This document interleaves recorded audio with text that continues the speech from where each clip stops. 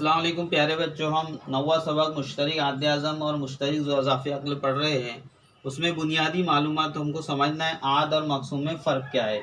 तो हम मिसाल के ज़रिए समझेंगे। यहाँ पर हमने एक मिसाल ली है कि हमने 42 को 6 से तकसीम किए, खारिजी किस्मत में 7 आया, बाकी 0 बचा। इसका मतलब ये है कि 6 42 का मक़सूम अलह भी है और आद भी है।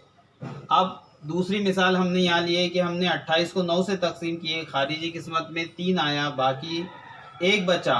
इसका मतलब ये है कि 28 9 से पूरा तकसीम नहीं हुआ, तो 9 जो है 28 का मक़सूम अलह तो है लेकिन आद नहीं है। जैसे यहाँ हम देख रहे हैं कि 42 के आद उसकी फहरिस्त में 6 मौजूद है, लेकिन 28 के आद में 9 नहीं है। ये उनमें फ़र्क।